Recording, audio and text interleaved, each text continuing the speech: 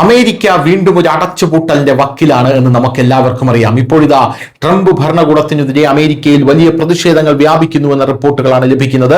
Trump ഭരണകൂടത്തിന്റെ കുടിയേറ്റത്തിനെതിരായിട്ടുള്ള അടിച്ചമർത്തൽ അവസാനിപ്പിക്കണമെന്ന് ആവശ്യപ്പെട്ട പ്രതിഷേധക്കാർ ഇപ്പോൾ അമേരിക്കയിലുടനീളം തെരുവിലിറങ്ങിയിരിക്കുകയാണ്.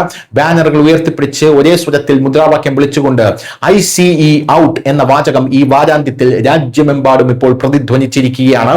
വെള്ളിയാഴ്ച രാജ്യവ്യാപകമായിട്ടുള്ള പണിമുടക്കിനെ തുടർന്ന് തീരദേശം മുതൽ നഗരം വരെയുള്ള സ്കൂളുകൾ, ജോലിസ്ഥലങ്ങൾ, ബിസിനസ്സുകൾ എന്നിവ അടച്ചിട്ടതിനെ തുടർന്ന് പ്രതിഷേധക്കാർ രണ്ടാം ദിവസത്തേക്ക് റാലികളും മാർച്ചുകളും നടത്തി.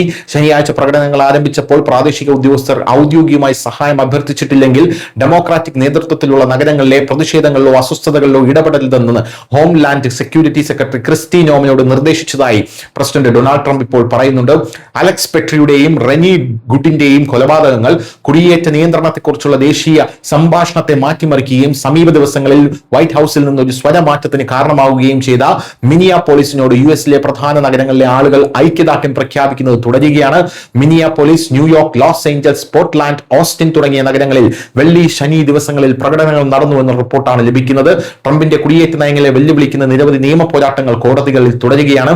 ടെക്സസിലെ ഒരു തടങ്കൽ കേന്ദ്രത്തിൽ നിന്ന് 5 വയസ്സുള്ള ലിയാം കെനേജോ റാമോസിനെയും അവന്റെ പിതാവിനെയും മോചിപ്പിക്കാൻ ഉത്തരവിട്ടുകൊണ്ട് ഒരു ഫെഡറൽ ജഡ്ജി ശനിയാഴ്ച രൂക്ഷമായിട്ടുള്ള അഭിപ്രായവും പങ്കുവച്ചിരുന്നു. ഈ 5 വയസ്സുകാരനെ പിടിച്ചുകൊണ്ടുവന്നത് സമൂഹത്തിൽ വലിയ രീതിയിലുള്ള കോളിളക്കമാണ് സൃഷ്ടിച്ചത്. അവന്റെ കുടിയേറ്റക്കാരനായ അച്ഛനെ പിടിക്കാനാണ് ഈ 5 വയസ്സുകാരനെ അറസ്റ്റ് ചെയ്ത് കൊണ്ടുവന്നത് എന്നുള്ളതായിരുന്നു അന്ന് മാധ്യമങ്ങൾ പങ്കുവച്ച റിപ്പോർട്ട് പറയുന്നത്.